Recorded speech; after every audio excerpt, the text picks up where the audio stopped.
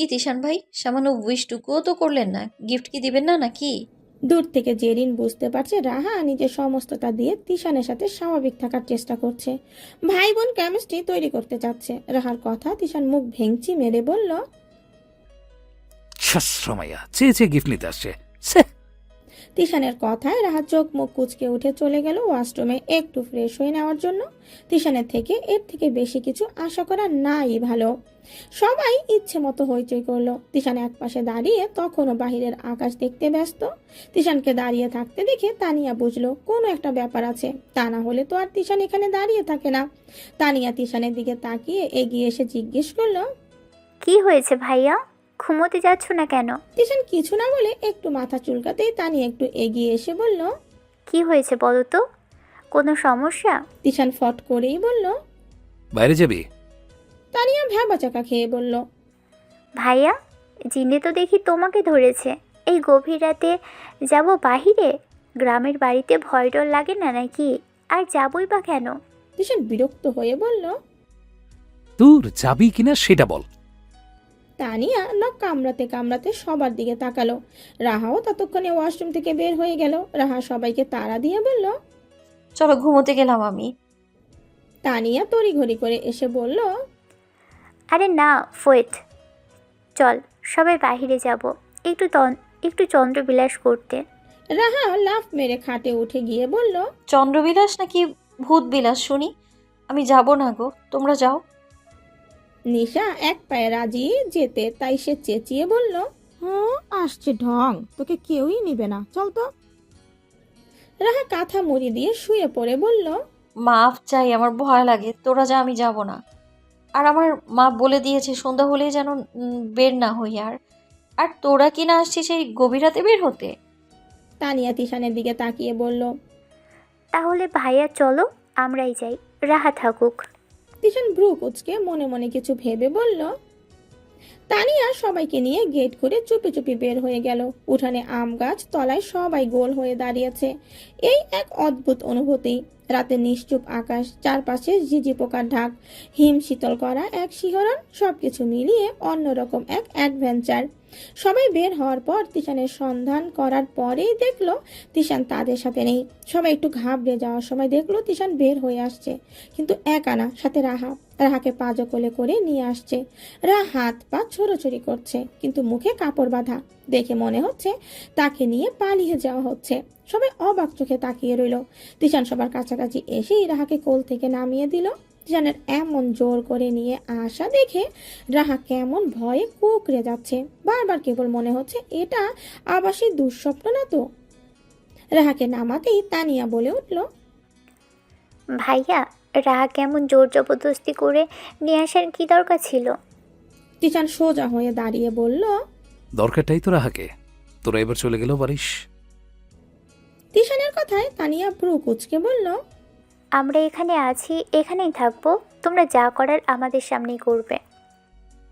দেখিস কিন্তু লজ্জা পাস না আবার, তাহলে কিন্তু আমার দোষ নেই।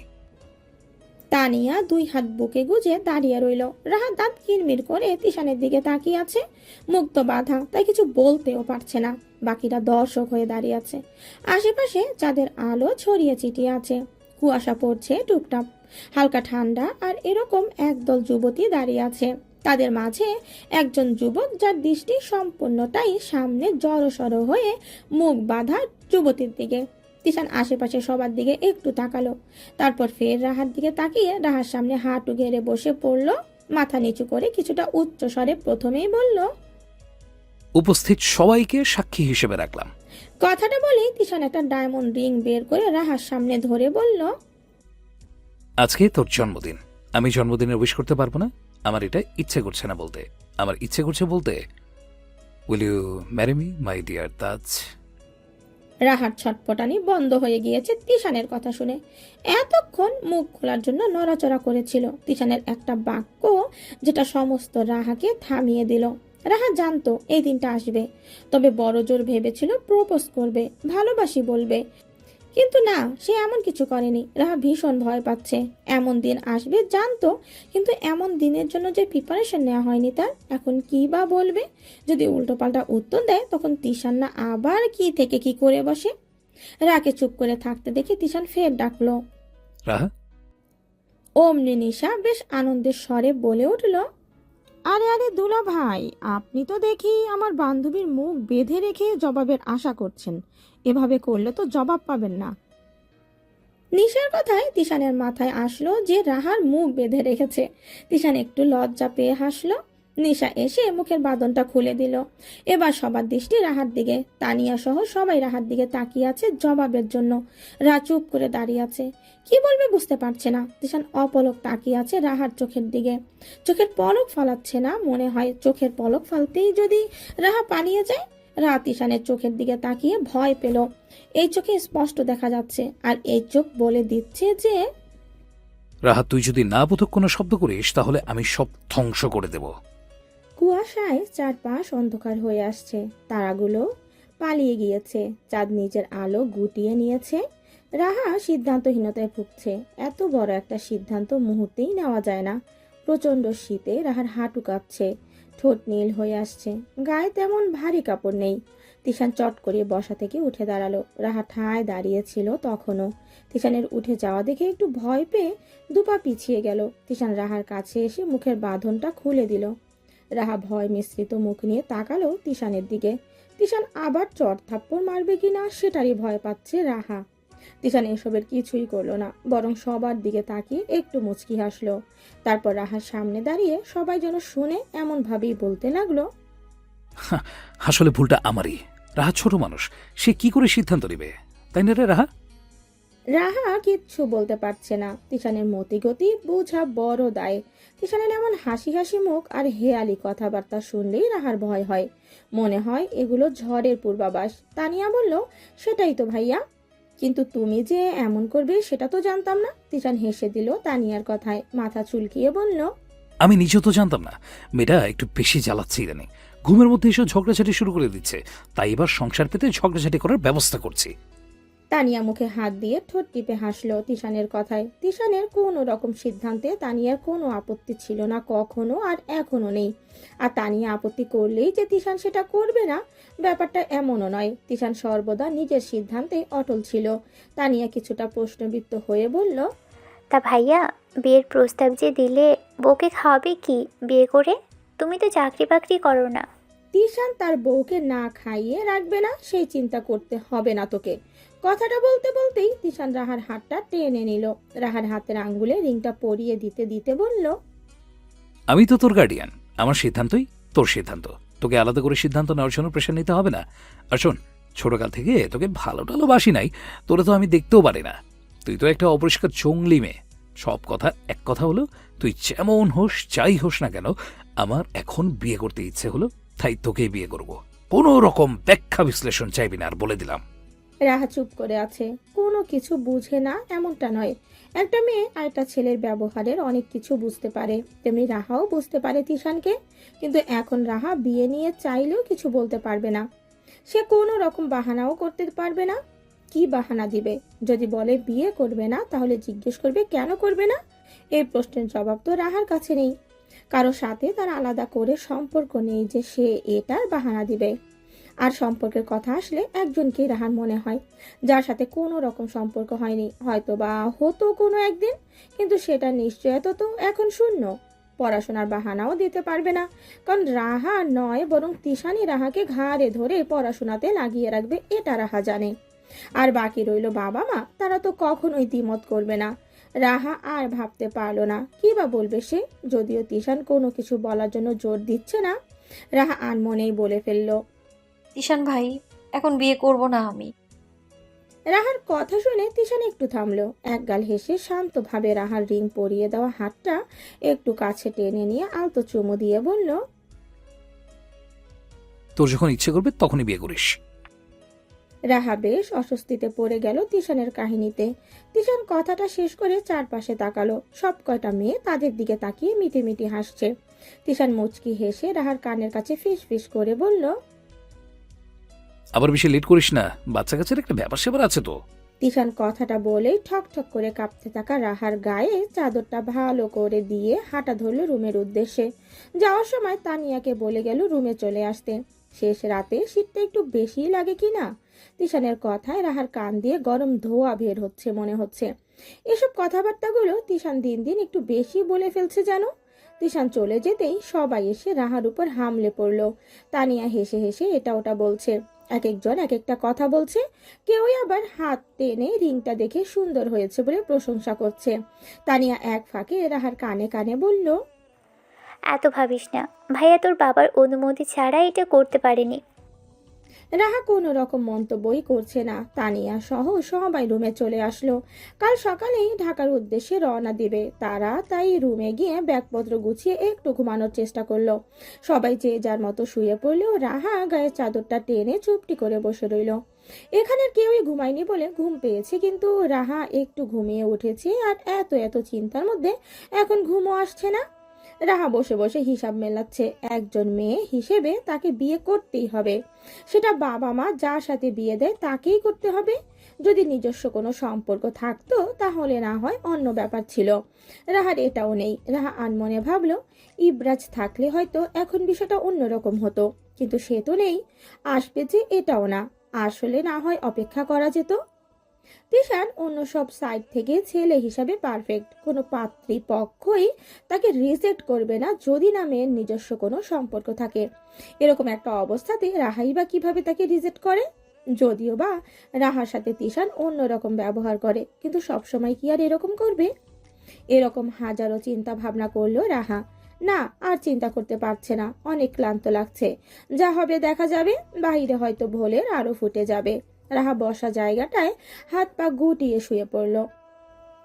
গাড়ি চলছে তার নিজস্ব গতিতে। আজকে ড্রাইভার নেই, তিশান নিজে ড্রাইভ করছে। সম্পূর্ণ গাড়িতে নিস্তব্ধতা।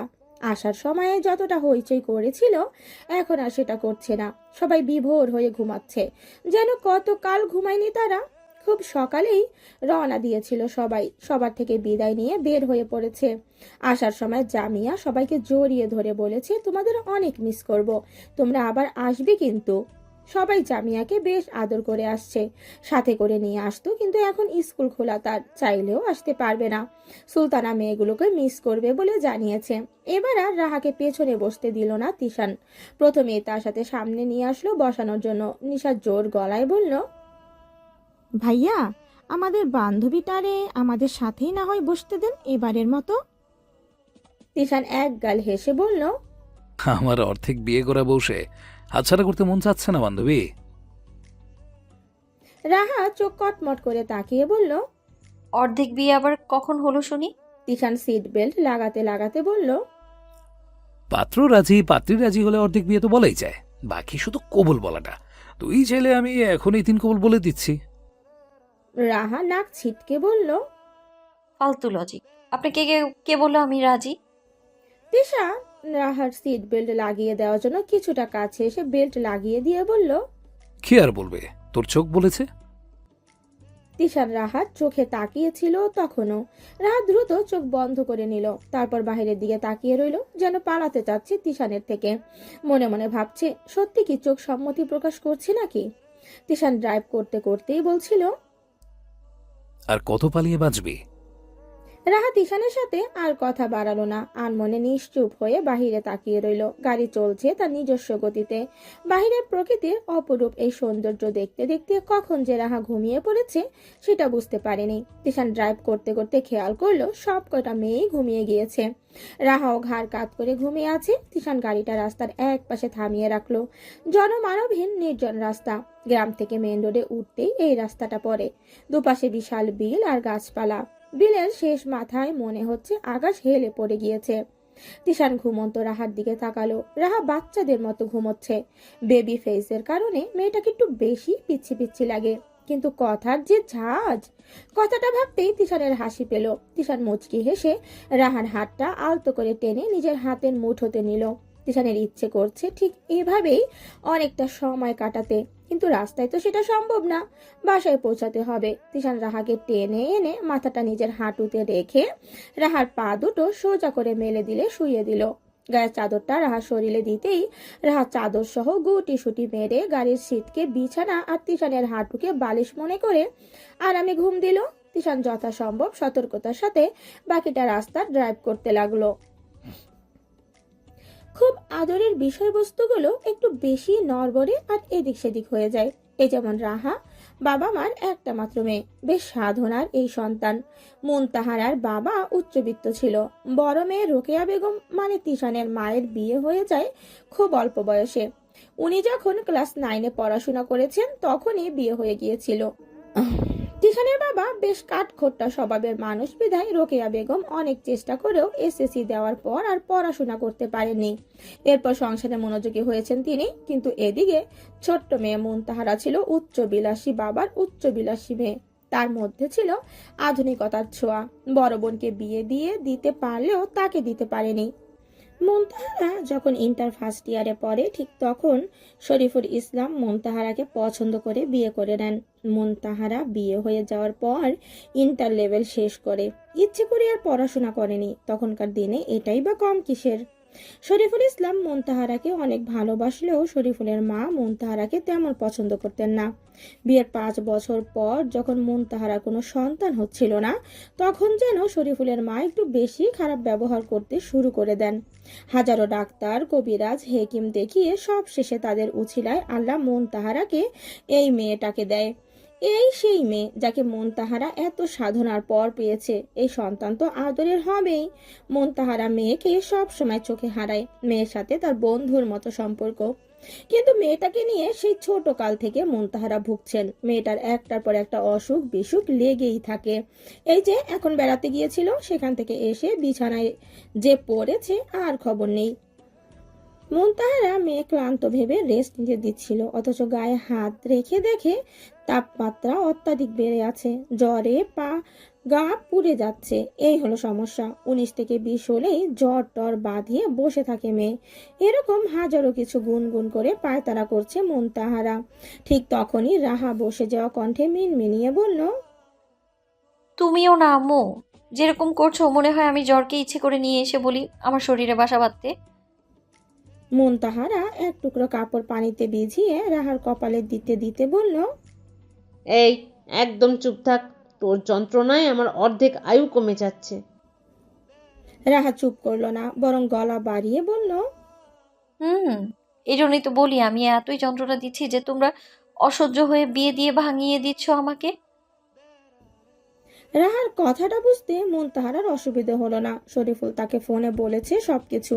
এই জন্মদিনে নাকি তিশান রাহাকে রিং পরাতে চাচ্ছিল। শরীফুলকে ব্যাপারটা তিশান জানায়। শরীফুল না করতে পারেনি। আর না করবেই বা কেন? শরীফুল মুনতাহারা দুজনেই চায় তাদের একটা মাত্র মেয়ে তাদের কাছেই থাকুক। অন্য কোথাও বিয়ে দিলে তো আর এই সুযোগটা পাওয়া যাবে না।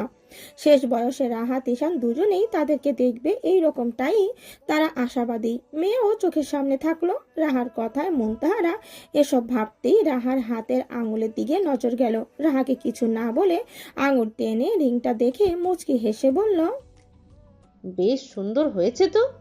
মায়ের কথায় রাহা হাতটা ঝাটকা মেরে সরিয়ে নিয়ে বলল, ছাড়ো, সব জানো তোমরা। তাহলে তোমরাই তিশান ভাইকে এত মাথায় তুলেছ, তা না হলে এভাবে মাথায় উঠে নাচতে পারতো না সে। মুনতাহারা কঠোর গলায় বলল, তোর কোনো সমস্যা আছে বিয়েতে? তুই রাজি না তবে? রাহা আর কিচ্ছু বলল না। গায়ের কম্বলটা ভালো করে টেনে চুপটি করে শুয়ে রইল। বেশ কিছু সময় পর মুনতাহারার ফোনে কল আসলো। মুনতাহারা রাহার মাথার পাশে বসেছিল। কল দিয়েছে তিশান। মুনতাহারার সাথে তিশানের সম্পর্কটাও অনেকটা ক্লোজ। তিশান ফোনটা কানে তুলে নিয়েই বলল, বলো কি, কখন থেকে জ্বর? এতক্ষণে বলছো তুমি? মুনতাহারা হেসে দিল। সালামের জবাব দিয়ে বলল, আরে যাক, অবশেষে ছেলে পেলাম। ছেলের মুখে মা ডাক শোনার অপেক্ষা ফুরালো তবে। অপর পাশে তিশানও হাসলো। তিশান ওই বাড়ির অবস্থা জানালো। হুট করেই তানিয়াকে বাবার আনা পাত্রপক্ষ দেখতে এসেছে। তানিয়া এতে বেশ রেগে আছে। তার ধারণা তিশান বিয়ে করবে বলে বোনকে তাড়ানোর ব্যবস্থা করছে। কিন্তু তিশান বোঝাচ্ছে যে বিয়ে তিশান দেখায়নি, বরং বাবা দেখাচ্ছে। কিন্তু তানিয়া তিশানকে রাগের মাথায় দোষ দিচ্ছে। এখন একবার মুনতাহারাকে ওই বাসায় যেতে হবে। রোকেয়া বেগমও বোনের সাথে একটু বুঝ পরামর্শ করার দরকার আছে, তাই মুনতাহারাকে ডেকে পাঠিয়েছে। তিশানের কথা শেষ হতে না হতে মুনতাহারা তিশানকে থামিয়ে দিয়ে বলল, আরে আমি এখন কিভাবে যাব? রাহার শরীর তো জ্বরে পুড়ে যাচ্ছে। তিশান আঁতকে উঠে বলল। মুনতাহারা শান্ত কণ্ঠে বলল, বাসায় যা ছিল খাইয়ে দিয়েছি। তোদের ওখানে সমস্যা শুনতেছি, আমার সমস্যার বলার সুযোগ আছে? তিশান বিড় করে বলল। এটাই বড় সমস্যা, আমার নিজস্ব সমস্যা। তানিয়া কেঁদে কেটে একাকার, নাক মুখ ফুলিয়ে বসে আছে। সে বিয়ে করবে না এটাই হচ্ছে কারণ। মুনতাহারা তানিয়ার পাশে বসে ফিস ফিস করে জিজ্ঞেস করলো। তানিয়া প্রচন্ড রাগে চিৎকার করে বলল, সম্পর্ক ছিল এক গোলামের পোলার লগে। সে কয়েক মাস আগে আমাকে রেখে আরেকজনকে বিয়ে করে ফেলেছে। কথাটা বলেই তানিয়া নাকে কান্না শুরু করলো। মুনতাহারা প্রচুর হাসতে শুরু করলো তানিয়ার কথায়, যেন তানিয়া কোনো জোকস বলেছে। আন্টির এমন হাসিতে তানিয়া চোখ উল্টে তাকিয়ে বলল। আন্টি তুমি হাসছো? মুনতাহারা বহু কষ্টে হাসি থামিয়ে বলল, হাসবো না তো কি তোর মতো কাঁদবো? তোর কি মাথায় ঘিলু বলতে কিছু নেই?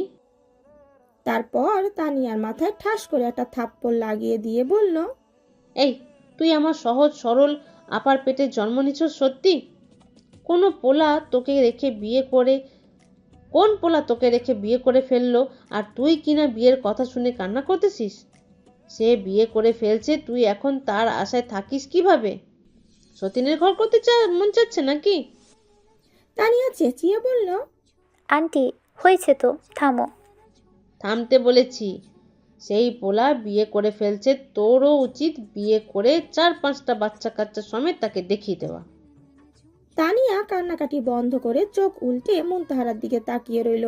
মুনতাহারার তাতে কোনো ভাবান্ত নেই, সে তার কথায় অটুট। তানিয়া চোখ মুখ কুঁচকে বলল, হয়েছে, বাদ দাও তো। রাহার শরীর কেমন আছে সেটা বলো। মুনতাহারা আয়েশ করে বসে বলল, সে আমি কি করে জানবো? রাহা তো বাসায় আর আমি তোদের এখানে। তিশানকে ফোন করলে জানতে পারবি। তানিয়া বড় বড় চোখ করে মুনতাহারার দিকে তাকিয়ে বলল। ভাইয়া তোমাদের বাসায়? মুনতাহারা মুখে কিছু না বলে ফোনটা বের করে তিশানের নাম্বার ডায়াল করে তানিয়ার কাছে দিতে দিতে বলল, তোর কি মনে হয় আমি আবার অসুস্থ মেয়েটাকে বাসায় একা রেখে আসবো তোকে বিয়েতে রাজি করাতে? আসছে বিয়েতে রাজি করাতে। তানিয়া বিড়বিড় করে কথাটা বলে মুখ ভেঙচি কেটে ফোনটা হাতে নিতে তিশান কল রিসিভ করলো। তানিয়া উচ্চ স্বরে বলল, কি ব্যাপার ভাইয়া, তুমি কোথায়? তিশান আয়েশ করে বলল, খুব তো নাকে কাঁদছিলি, তোকে নাকি তাড়ানোর ব্যবস্থা করছি আমি। নে, আমি নিজেই চলে আসলাম আমার শ্বশুর বাড়িতে। তুই তোর জামাইকে নিয়ে তোর জামাইয়ের শ্বশুর বাড়িতে থাক। কথাটা বলেই তিশান হাসতে হাসতে ফোনটা কেটে দিল। তানিয়া ফোন হাতে নিয়ে ইচ্ছে মতো চেঁচালো আর তার মা আর আন্টির সাথে। তারা এক কান দিয়ে নিল, অন্য কান দিয়ে বের করে দিল। বোঝা যাচ্ছে তানিয়ার মুড সুইং হচ্ছে এখন বেশি। কম্বল পেঁচিয়ে শুয়ে আছে রাহা। তিশান রুমে ঢুকে রাহাকে উচ্চ স্বরে ডেকে নিল। প্রথমে এটা জাস্ট ডাকার জন্য ডাকা, রাহাকে জানান দেওয়া যে সে আসছে। তা না হলে দেখা যাবে রাহাকে কাছে গিয়ে হঠাৎ ডাকলে জ্বরের তারে ভয় পেয়ে মেয়েটা ব্রেনে আঘাত পেতে পারে। এমনিতেই রোগের শেষ নেই। রাহা ঘুমায়নি, প্রচন্ড জ্বরে চোখে ঘুম আসছে না, চোখ জ্বলছে, লাল হয়ে গিয়েছে বোধহয় অনেকটা। মুনতাহারার বলা সব কথা শুনেছে রাহা, তাই বুঝতে পারলো যে মা খালামণিদের বাসায় গিয়েছে আর তিশান এখানে এসেছে। তিশানের ডাক শুনেছে কিন্তু জবাব দিতে ইচ্ছে করছে না। তিশানও হয়তো জবাবের আশাই নেই। তিশান এখনো রাহা রুমে আসেনি, কিচেনে কিছু করছে মনে হচ্ছে। একটু পর রুমে ঢুকেই রার মাথার পাশে বসলো, কপালে ভিজিয়ে রাখা কাপড়টা উল্টিয়ে দিতে দিতে বলল, বিয়ের কথা শুনে জ্বর বাঁধিয়ে দিলি? বিয়ে হলে যে কি হবে তোর? রাহা নিলিপ্ত কণ্ঠে বলল। মরেই যাব। তিশান কিঞ্চিত কেঁপে উঠল রাহার কথায়। কথাটা একেবারে কলিজাতে লেগেছে তিশানের, কিন্তু কিছু বলতে ইচ্ছে করলো না। কাপড়টা চেঞ্জ করে দিয়ে সাথে করে নিয়ে আসা হালকা খাবার খাইয়ে ওষুধ খাইয়ে দিল। রাহা নিজেও চুপ করে আছে। রাহাকে ফের শুয়ে দিয়ে তিশান শান্ত কণ্ঠে জিজ্ঞেস করলো, চলে যাব? আসতে বললো কে? আমি এসেছি, কেউ তো বলেনি। তাহলে চলে যাওয়ার জন্য অনুমতি চাওয়ার কি দরকার? তার মানে থেকে যেতে বলছিস? না বলে থাকবেন না বুঝি? তিশান চুপ করে রইল, কিছু বলছে না। রাহা দেয়ালের দিকে মুখ করে শুয়ে আছে। তিশানের চোখে চোখ রেখে ঝগড়াঝাটি করা হয়েছে, কিন্তু কখনো তিশানের চোখে চোখ রেখে তুমুল প্রেম আলাপ হয়নি। রাহা ভয় পায় তিশানের চোখে চোখ রাখতে। রাহা মনে মনে ভাবে, তিশান ভাই, আমি আপনার চোখে চোখ রাখতে ভয় পাই। আমি রাখবো কিভাবে আপনার চোখে চোখ? আমি একজনের চোখে চোখ রেখেছিলাম, তারপর সে আমার চোখে তার সর্বনাশ দেখেছিল। সত্যি তার সর্বনাশ হয়েছে, আমি জানি না কেন। কোনো অজানা এক কারণে সেই মানুষটার মৃত্যুর জন্য আমার নিজেকেই দায়ী মনে হয়। সেই একই ভুল আমি বারবার করতে চাই না। আমার মনে ভয়, যদি আবার আপনার সাথে কিছু হয় এমন। রাহার ভাবনার মধ্যে তিশান ডেকে বলল। রাহা, তুই কি কাউকে ভালোবাসিস? আচমকা তিশানের এমন প্রশ্নে রাহা সত্যি অপ্রস্তুত হলো। তিশানের সাথে এমন আলাপ আগে কখনো হয়নি। রাহা বুঝতে পারলো হয়তো এসব আলাপ এখন প্রায় সময় তিশানের সাথে করতে হবে, পরিস্থিতি তাকে করাবে। তিশান জানতে চাচ্ছে রাহা কাউকে ভালোবাসে কিনা। রাহা কিছু সময় দম আটকে রাখলো, তারপর চোখ বন্ধ করে নিঃশ্বাস টেনে দম ছাড়লো, কিন্তু তিশানকে জবাব দিল না। তিশান ফের কিছুটা এগিয়ে এসে বলল। রাহা, তুই কি কান্না করছিস? রাহা মাথা নাড়িয়ে বলল। না, জ্বরের কারণে চোখ জ্বলছে তিশান ভাই। তিশান রাহার কথা মানলো কি না বোঝা গেল না, কিন্তু সত্যি দেখলো চোখ দুটো লাল টুকটুকে হয়ে যাচ্ছে। তিশান রাহার চোখ ঠান্ডা পানি দিয়ে মুছে দিল। এতে রাহা কিছুটা শান্তি পেল মনে হচ্ছে, জ্বালাটা কমেছে মনে হয়। রাহা চুপটি করে শুয়ে আছে। তিশান কিছু বলবে বুঝতে পারলো, কিন্তু বলছে না। রাহা অভয় দিয়ে বলল। কিছু বলবেন? তিশান 2 হাত গুটিয়ে বসে আছে। 2 সেকেন্ড চুপ থেকে অসহায় কণ্ঠে বলল। আমাকে বিয়ে করলে সত্যি তুই মরে যাবি? রাহার বলা তখনের কথাটা নিয়ে পড়ে আছে তিশান। তিশানের কথায় রাহা উচ্চ স্বরে হেসে দিল। কেন জানি হাসি পেল। রাহার হাসি দেখে তিশান থেমে গেল, রাহাকে হাসতে দিল। রাহা হাসি থামিয়ে বলল। আপনিও তো মরতে পারেন, বলা তো যায় না। তিশান থমকালো, এ কেমন কথা? রাহা একবার নিজের মরার কথা বলল, আবার তিশানের মরার কথা বলছে। বিয়ের সাথে মরার কথা আসছে কেন? তিশান বুঝতে পারল না রাহার কথার মানে। তবে এটা বুঝে নিল রাহা জ্বরের ঘোরে আবোল তাবোল বলছে। কোলাহল থেকে কিছুটা দূরে একটা লেকের সামনে গাড়িতে বসে আছে রাহা। পাশের সিটে তানিয়া মোবাইলে পূর্ণ করে কথা বলছে অনর্গল। বেশ অনেকটা সময় এভাবে চুপচাপ বসে থেকে বিরক্ত হয়ে গেল রাহা। বিরক্তি প্রকাশ করে রাহা বিড়বিড় করে বলল। এতদিন বিয়েতে রাজি হচ্ছি না, আর এখন ফোনেই কি প্রেম? 1 সেকেন্ডের জন্যও ফোনটা কান থেকে নামাচ্ছে না। তানিয়া কথা বলছে তার হবু হাজবেন্ড রিয়াদের সাথে। বিয়ের তারিখ ঠিক হয়েছে, আগামী শুক্রবার তাদের বিয়ে। আজ রবিবার। রাহা, তিশান আর তানিয়া সহ ওরা আসছে শপিং মলে। রাহার জ্বর এখন নেই তেমন, কিন্তু শরীরে দুর্বলতা কাটেনি সম্পূর্ণ। তাও তিশান রাহাকে জোর করে নিয়ে আসছে বাহিরে। এখন শপিং করা শেষ হলেও তিশান ওদেরকে গাড়িতে বসিয়ে কোথাও গিয়েছে, কিন্তু আসার কোনো নাম গন্ধ নেই। রিয়াদ যথেষ্ট ভদ্রলোক, সে দেখতে শুনতে বেশ স্মার্ট আর একজন লয়াল মানুষ, যে কারণে তানিয়া আর বিয়েতে অমত করতে পারলো না। শেষমেশ রাজি হতেই হলো, বিয়ে তো করতেই হবে। বিয়ে ঠিক হওয়ার পর থেকেই তানিয়া আর রিয়াদ সর্বক্ষণ ফোনে লেগে আছে। ইতিমধ্যে তিশান দ্রুত পায়ে হেঁটে আসতেই রাহা চেঁচিয়ে বলল। তোকে ছাড়া সংসার পাতি কিভাবে গাধি? তিশানের কথায় রাহা আরো বিরক্ত হলো। একে তো দেরি করেছে, তার উপর আবার গাধি বলা হচ্ছে। রাহা রাগে দাঁত কিরমির করতে তিশান গাড়িতে বসে রাহাকে শান্ত করার জন্য রাহার সামনে আইসক্রিম এগিয়ে দিল। তিশান রাহাকে আইসক্রিম এনে দিল, তাও কিনা রাহার জ্বরের সময়। রাহা অবাক চোখে তাকাতেই তিশান ডোন্ট কেয়ার ভাব নিয়ে বলল। এত অবাক হওয়ার কিচ্ছু নেই। লেট করেছি বলে গাল ফুলিয়ে রাখবি তো জানি, তাই ঘুষ হিসেবে এনেছি। রাহা এবার আর তিশানকে পাত্তা দিল না। তিশানের হাত থেকে খপ করে আইসক্রিমটা নিয়ে খেতে লাগলো। তিশান হাতের সাহায্যে কপালের চুলগুলো সরিয়ে আর চোখে তাকিয়ে গাড়ি ছাড়লো। রাহাকে আইসক্রিম খেতে দেখেই তানিয়া ফোনটা উল্টো হাতে ধরে তাকালো। রাহা মুখ ভেঙচি মেরে বলল। একদম নজর দিবা না, তুমি তোমার প্রেমিক জামাইয়ের সাথে ভালোবাসাবাসি করো। মন্তাহারা আর রাহা চলে এসেছে তিশানদের বাসায়। বিয়ে উপলক্ষেই এত তাড়াতাড়ি চলে আসা। বিয়ে হবে খুব সাদামাটা ভাবে, তাই এত আয়োজন নেই। তাই তার কারণ হলো তিশান চায় না এত উড়াধুরা কিছু করতে। তিশানের এমন সিদ্ধান্তে তানিয়া গাল ফুলিয়ে বলল।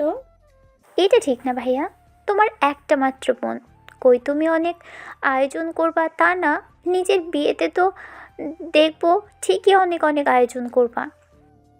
তিশান হাতের কাজটা শেষ করে শার্টের বোতাম খুলে বসতে বসতে বলল। একজন হুজুর ডেকে 3 কবুল বলেই রাহাকে নিয়ে আসবো আমার বাড়িতে। এর চেয়ে কম কিছু থাকলে সেটাই করতাম। উপস্থিত সবাই তিশানের দিকে দৃষ্টি দিল। একপাশে রাহা গাঁদা ফুলের ডালা নিয়ে পাপড়ি খুলছিল। তিশানের এমন কথায় লজ্জা আর রাগে মুখ লাল হয়ে গেল। রাগী দৃষ্টিতে তিশানের দিকে তাকিয়ে মনে মনে বলল, অসভ্য লোক, কখন কোথায় কি বলতে হয় সেটা দিন দিন গিলে খাচ্ছেন আপনি। রাহার রাগী দৃষ্টি তিশানের চোখে পড়ল। তিশান দুষ্টুমিটা আরো কয়েক গুণ বাড়িয়ে দেওয়ার জন্য রাহার চোখে চোখ রেখে চোখ টিপ মেরে মুনতাহারের দিকে তাকিয়ে বলল,